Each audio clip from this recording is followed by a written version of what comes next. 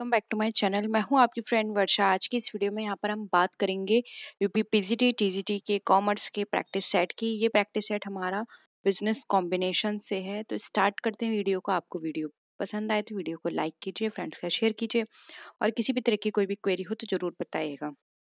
Start करते हैं। देखिए यहाँ पे हमारा क्वेश्चन है, mixed combination is a combination of, यानी कि अगर किसी मिक्स कॉम्बिनेशन की हम बात करते हैं तो वो किस कॉम्बिनेशन के अंदर आता है। सिमिलर इंडस्ट्रीज में होगा, firm of the same industry, different industries at a place, या फिर रिलेटेड इंडस्ट्रीज। बताइए मिक्स्ड कॉम्बिनेशन हम कहाँ बोलेंगे।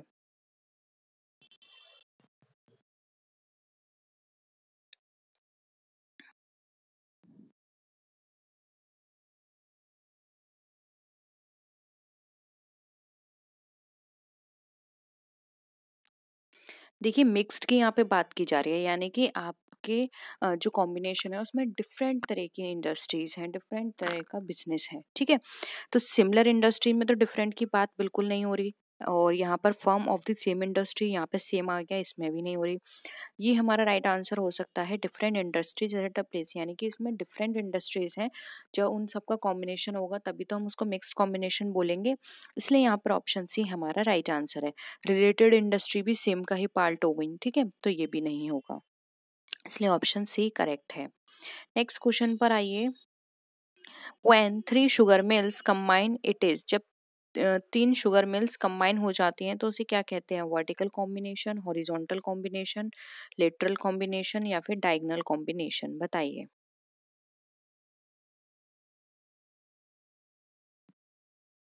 सेम यहाँ पर बात की जा रही है, यानी कि तीनों जो कंबाइन हो रही हैं तीनों ही शुगर मिल्स हैं।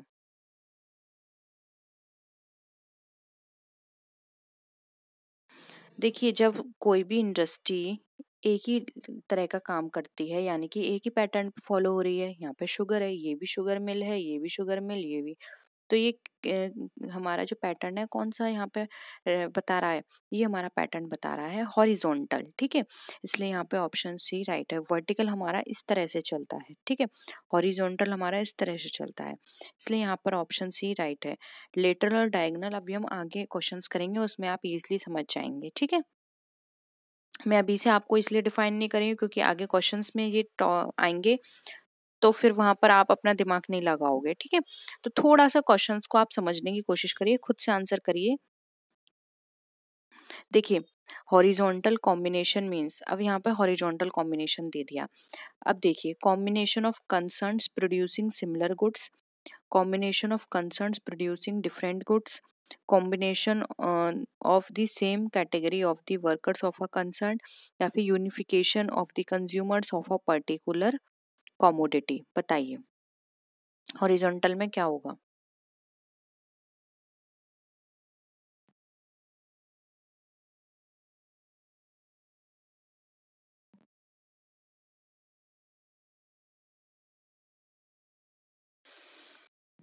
देखिए हॉरिजॉन्टल में अभी मैंने क्या बताया था कि एक ही लाइन में चलती हैं ये सारी चीजें। तो देखिए यहाँ पर दे रखा है प्रोड्यूसिंग डिफरेंट, ये तो बिल्कुल ही कट गया। इसमें बोला है same category of the workers, यहाँ पे हम वर्कर की बात नहीं कर रहे हैं, यहाँ पर हम प्रोडक्ट की बात करते हैं। ठीक है, सेम यहाँ पर देते हैं unification of the consumers of the particular commodity, यानी कि यहाँ पे कंज्यूमर्स की बात की जा रही है, ये भी कट गया। ऑप्शन ए राइट आंसर हो जाएगा, combination of concerns producing similar goods. ठीक है, ये हमारा यहाँ पर क्या है, करेक्ट आंसर है, क्योंकि यहाँ पर क्या बात की जा रही है कि सिमिलर गुड्स हैं, उसमें डील करती है इंडस्ट्री, और वो हमारा यहाँ पर हॉरिजॉन्टल है। जैसे कि अभी हमने क्वेश्चन किया था शुगर मिल वाला, तीनों शुगर का ही काम कर रही थी और उनको कंबाइन कर दिया गया। ठीक है, नेक्स्ट देखिए, when cotton ginning, cotton spinning and cotton weaving mills combine it is, यानी कि सब एक ही तरह का काम है लेकिन सबकी जो प्रोसेसिंग है वो अलग अलग है, और एक के बाद एक प्रोसेसिंग चलेगी सबकी। ठीक है, तो यहाँ पर ये किसका एग्जाम्पल है, हॉरिजॉन्टल कॉम्बिनेशन, वर्टिकल, लेटरल, या फिर डायगोनल।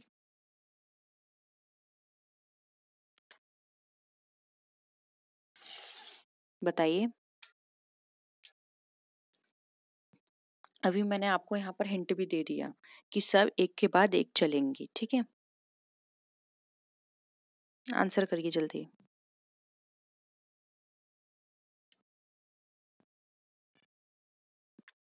क्या होगा? देखिए यहाँ पर कॉटन गिनिंग की बात की है। कॉटन गिनिंग जो होती है सबसे पहले होगी, फिर आएगी कॉटन स्पिनिंग, स्पिनिंग, फिर आएगी कॉटन वीविंग। तो ये किस तरह का पैटर्न फॉलो कर रही है? वर्टिकल। पहले कपास की गिनिंग होगी, कताई होगी, उसकी बुनाई होगी और फिर हमारा प्रोडक्ट बनेगा। तो यहाँ पर ऑप्शन हो जाएगा वी, वर्टिकल। वर्टिकल पैटर्न ये फॉलो कर रहा है, ठीक है। नेक्स्ट आइए, अब हॉरिजॉन्टल आपको क्लियर हो गया, वर्टिकल हो गया, ठीक है। अब देखिए, associated cement company AAC in India is an example of. अब जो एसोसिएटेड सीमेंट कंपनी है वो किसका एग्जांपल है? आपने ये क्वेश्चन पहले पढ़ा होगा, काफी बार ये पूछा जा चुका है क्वेश्चन। अमलगमेशन है, होल्डिंग कंपनी है, कार्टेल अरेंजमेंट है या फिर कम्युनिटी इंटरेस्ट है?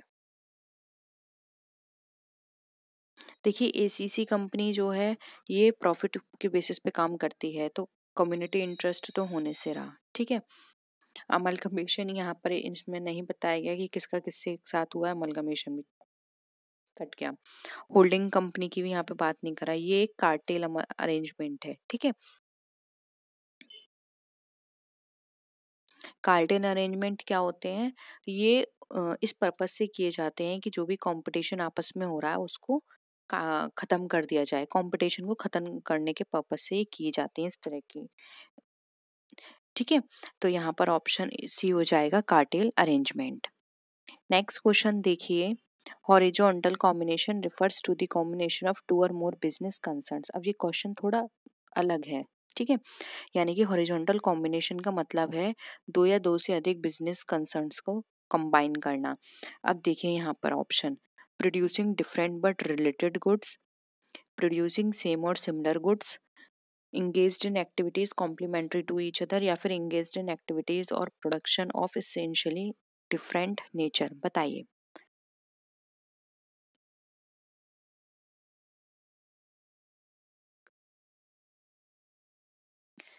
क्या होगा आंसर?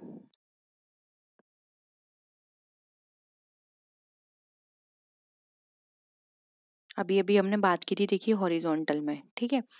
हॉरिजॉन्टल में हमने बात की थी सेम की, यहाँ पर बोल रहा है प्रोड्यूसिंग डिफरेंट बट रिलेटेड। अब डिफरेंट वर्ड आ गया, यानी कि ये तो बिल्कुल ही कट गया, ठीक है। यहाँ पे कॉम्प्लीमेंट्री उसकी बात की जा रही है, गुड्स की। कॉम्प्लीमेंट्री तो बिल्कुल नहीं होता।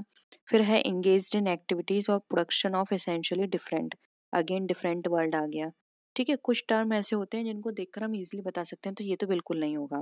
अब बचा क्या हमारे पास, प्रोड्यूसिंग सेम और सिमिलर गुड्स, ये बिल्कुल करेक्ट है क्योंकि इसमें हम सेम गुड्स की बात करते हैं, ठीक है।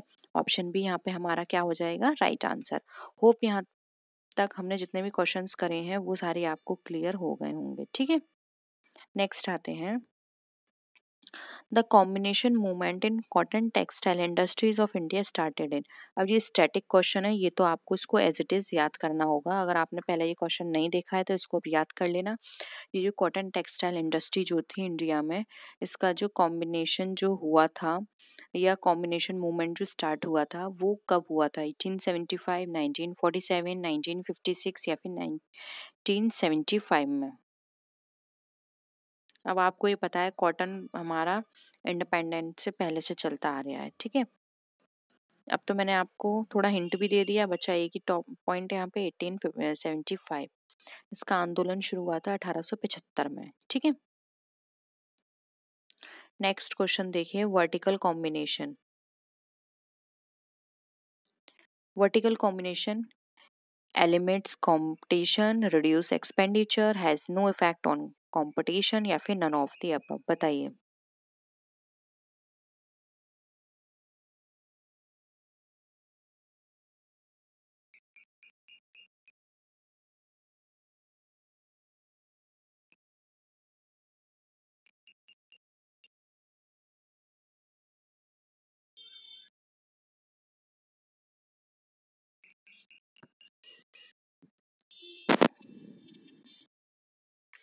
बताइए क्या होगा आंसर?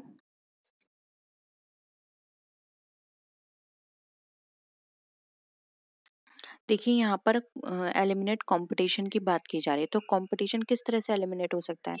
क्या कंपटीशन एलिमिनेट बिल्कुल नहीं हुआ, क्योंकि कंपनियां ऐसा नहीं है कि जैसे कि अभी हम कॉटन की बात कर लेना, तो कॉटन की सिर्फ एक ही इंडस्ट्री नहीं है, ठीक है, डिफरेंट है, तो कंपटीशन तो होना ही है।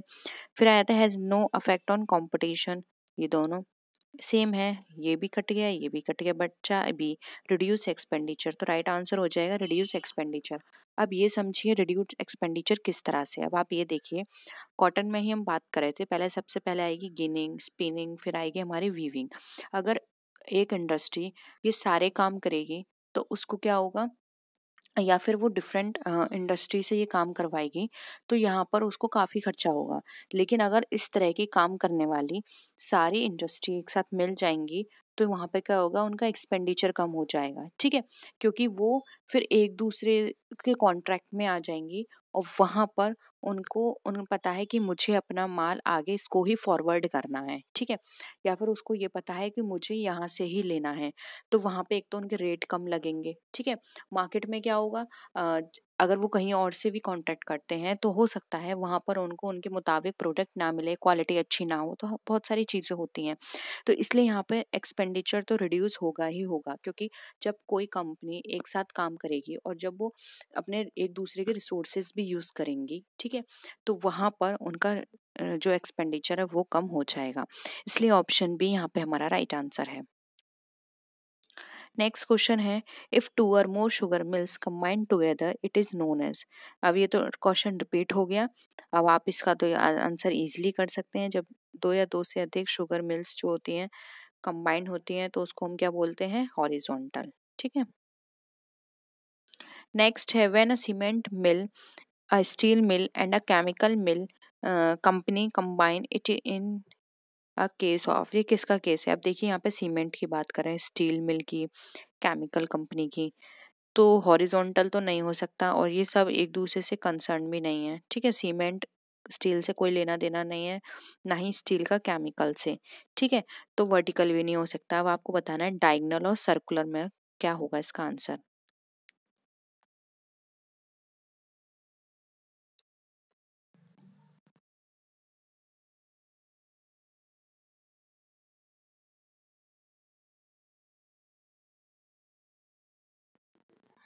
देखिए इस तरह की जो हमारे कॉम्बिनेशंस होते हैं, जब सारे ही जितने भी कॉम्बिनेशंस हैं वो सब एक दूसरे से बिल्कुल ही डिफर हैं, तो वो हमारा कहलाता है सर्कुलर कॉम्बिनेशन, ठीक है। यानी कि सीमेंट मिल, फिर है यहाँ स्टील मिल, फिर केमिकल मिल, ये एक सर्कुलर है, ठीक है, इसको बोलते हैं सर्कुलर कॉम्बिनेशन। नेक्स्ट है, if the book bond company merge with the Lipton company. अब आपको पता है ब्रुक बॉन्ड कंपनी क्या है और लिप्टन कंपनी क्या है। अगर ये दोनों आपस में कंबाइन हो जाती हैं, तो ये किस तरह का एग्जांपल है, डायगोनल, हॉरिजॉन्टल, लेटरल या फिर वर्टिकल?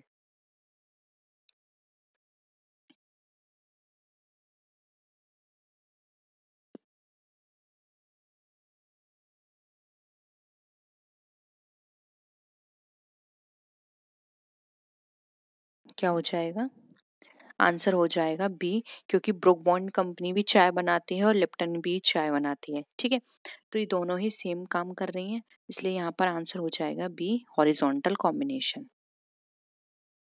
नेक्स्ट है, the business combination which engages in the manufacture of different kinds of products of allied nature is called vertical combination, lateral combination, horizontal combination या फिर circular combination।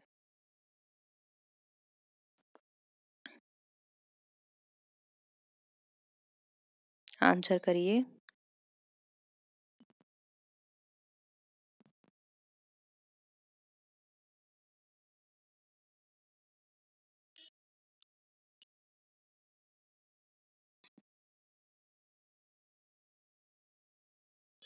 यानी कि एक ऐसा business combination जो कि इंगेज हो रहा है मैन्युफैक्चर के साथ, जो कि डिफरेंट काइंड्स ऑफ प्रोडक्ट्स बनाते हैं, ठीक है, तो इसको हम क्या बोलते हैं, ये हमारा कहलाएगा लेटरल, ठीक है। हॉरिजॉन्टल हमने पढ़ ही लिया, वर्टिकल भी पढ़ लिया एंड सर्कुलर भी पढ़ लिया, उनमें से कोई भी यहाँ पर मैच नहीं हो रहा, तो बचा हमारे पास क्या, लेटरल। अब एक लेटरल मीनिंग का यहाँ पर आपको लेटरल कॉम्बिनेशन आपको समझ में आ गया। लेटरल कॉम्बिनेशन में क्या होता है, इसमें जो कॉम्बिनेशन होता है वो डिफरेंट काइंड्स ऑफ प्रोडक्ट्स में होता है, लेकिन उनका नेचर क्या होता है, अलाइंड नेचर होता है, ठीक है, एक दूसरे से मिलता जुलता होता है उनका नेचर, लेकिन डिफरेंट प्रोडक्ट होते हैं।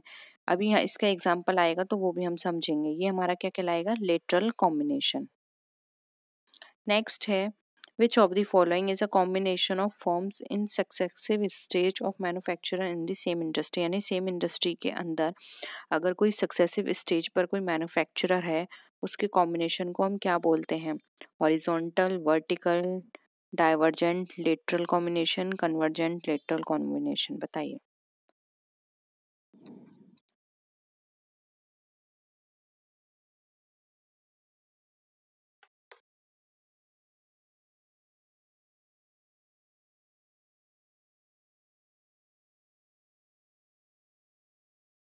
सक्सेसिव का मतलब आप समझ गए ना, सक्सेसिव स्टेज का है इसमें, यानी कि जो पहले आप आंसर करिए फिर मैं बताऊंगी।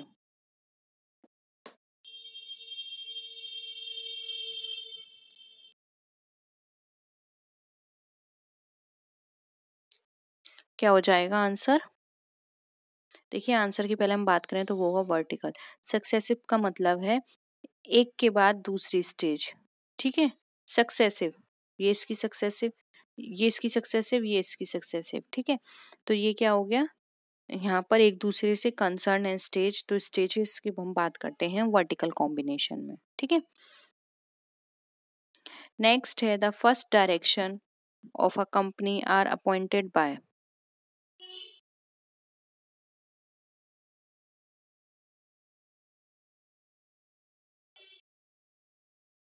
देखिए यहाँ पर हिंदी वाला क्वेश्चन बिल्कुल अलग है, हिंदी वाला मत पढ़िएगा, हिंदी गलत है इसकी।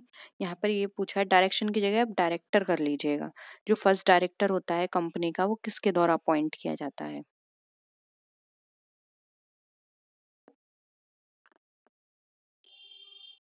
Share holder, promoter, registrar of company या फिर सेंट्रल गवर्नमेंट। तो आपको पता है जो फर्स्ट डायरेक्टर होता है वो हमारा प्रमोटर्स के द्वारा अपॉइंट किया जाता है, ठीक है। तो ऑप्शन भी यहाँ पे हमारा क्या है, राइट आंसर है। नेक्स्ट है ब्रुक बॉन्ड कंपनी, ये तो आपने कर ही लिया, रिपीट है, यानी कि ये पहले भी पूछा जा चुका है और 2005 में भी पूछा जा चुका है, ठीक है। तो ब्रुक बॉन्ड का तो आपको आंसर यहाँ पे पता ही होगा, क्या है यहाँ पे, बताइए। ब्रुक बॉन्ड क्या थी, हॉरिजॉन्टल थी, ठीक है। तो यही थे क्वेश्चन बिजनेस कॉम्बिनेशन के, इतने क्वेश्चंस, आई होप यहाँ पर आपको सारी चीज़ें क्लियर हैं। इतने क्वेश्चन से आपको कॉम्बिनेशन का पैटर्न समझ में आ गया। इस तरह के क्वेश्चंस आपके एग्जाम में यूपी पीजीटी टीजीटी में जरूर पूछे जाते हैं, कॉम्बिनेशन से रिलेटेड एक दो क्वेश्चन। तो इन क्वेश्चंस को आप अच्छे से रिवाइज कर लीजिएगा, पीडीएफ में आपको टेलीग्राम ग्रुप पर दे दूंगी।